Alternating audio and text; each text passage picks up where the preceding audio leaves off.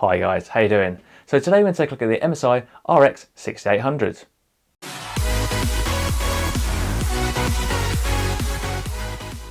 So I've had the card now for a month and I absolutely love it. I fell in love with it the first moment I saw it really. When they announced it, I thought that's such a good looking card. It's kind of what I'm all about really. It was kind of simple, it was rugged, industrial, no RGB, which is a good thing. Sometimes it can kind of be okay, but yeah, so you just have the red radio and light, and yeah, just absolutely lovely. So what we're going to do, we're going to take a look at it, we're going to look at the aesthetics, the build quality, we're going to have a look at some thermals, power supply requirements, and all of that really. So let's get on with it.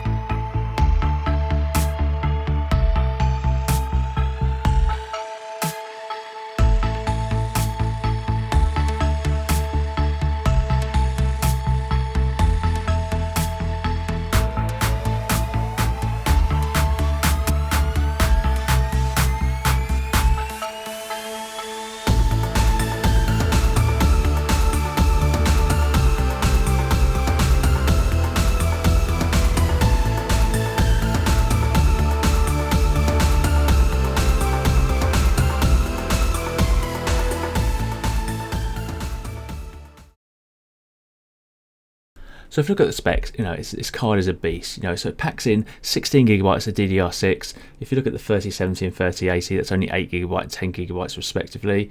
The card is also compact, so it's 267 millimeters long, and it's going to fit into most cases. If you're ITX build, you're not going to have a problem. So it's a good choice there. It is a heavy card, so it's almost 1400 grams. And when you have that in your hand, you feel the weight, and that's because of the cooler. They haven't kind of messed around. They know they need to cool this card, which we're going to talk about a little bit later on. And just from the design through to the kind of actual build quality, it's just absolutely fantastic. AMD with their reference design and NVIDIA with their Founders Editions have just done a really good job this generation. So well done, guys. So if you look at the I/O, you've got a pretty standard affair here. You've got your HDMI, 2 display ports and a Type-C. So if you've got VR, you're going to be sorted. You've got a couple of monitors, not a problem. And you can obviously have it up to a maximum of 4 displays. So I/O is really good and pretty much what you'd expect nowadays. So the test system we're using today is the Intel i7-10700K at stock, 32GB of RAM, and we're going to be keeping it cool with Arctic P12 and P14s. These are running at 60%, the same as the AIO that's running at 60%, just so we've got some consistency there, and the GPU is at stock fan curve.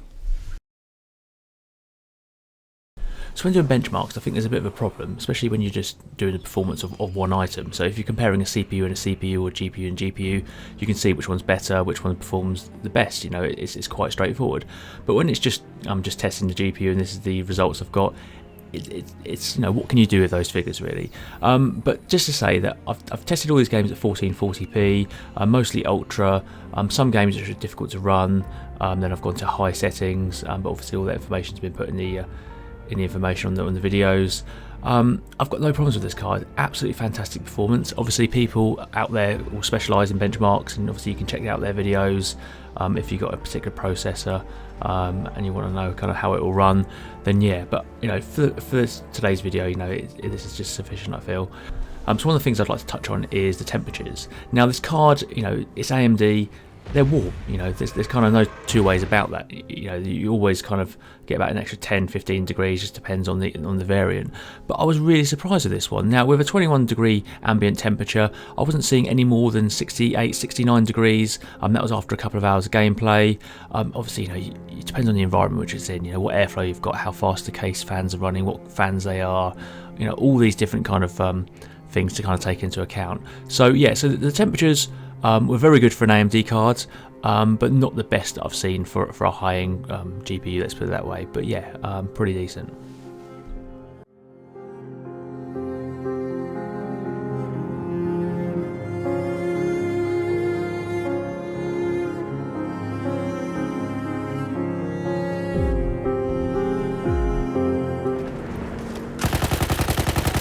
Halfway there, we have the upper hand.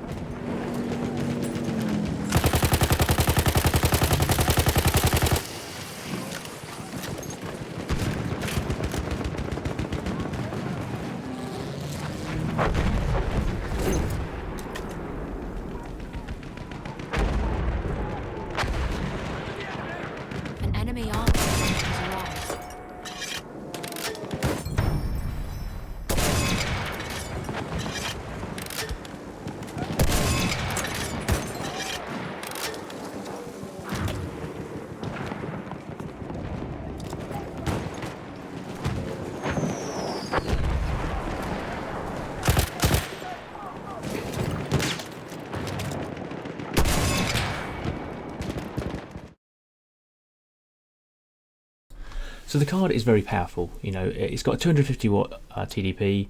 It requires 2 8-pins, and AMD recommends 650. Now, I don't think that's too far off the mark, to be fair. Now, when I did my testing with a high refresh 1440p monitor with a 10700K, I was peaking at 410 watt. Now, you need to allow for obviously efficiency and spikes. So I usually allow 150 to 200 watt on top of that. So that would give a 600 to 650 watt range that you really kind of want to be aiming for. Now, if you've got less, you know, like a 550, you might be okay if it's a quality unit. But I think, yeah, if you're looking for a new power supply, go 650, maybe even go 750, just to kind of give yourself some breathing room, especially for a system. But yeah, I'd recommend 650 watt and above, and you'll be fine. Guys, I'm just going to wrap up the video now. Just to say, I absolutely love the card. The performance is fantastic. It's between the 3070 and the 3080 in that regards. It's a little bit warmer than I'd like. I know, like when I had the 3090 Founders Edition, I was getting about 62 degrees. This one, you know, is upper 60s, but it's still very good. The build quality is fantastic. The design is just brilliant. It's going to fit into a lot of cases. You don't have any problems. I think airflow is definitely something you kind of got to consider with the card. I've used it in a few different cases, and you have a kind of a mixed bag of results. But in my case, which is the Fractal Design Define 7, compact, brilliant. To be honest, if you can get hold of one, go for it, but don't pay scalper prices. Guys, if you enjoyed the video, like and subscribe, and I'll see you in the next one.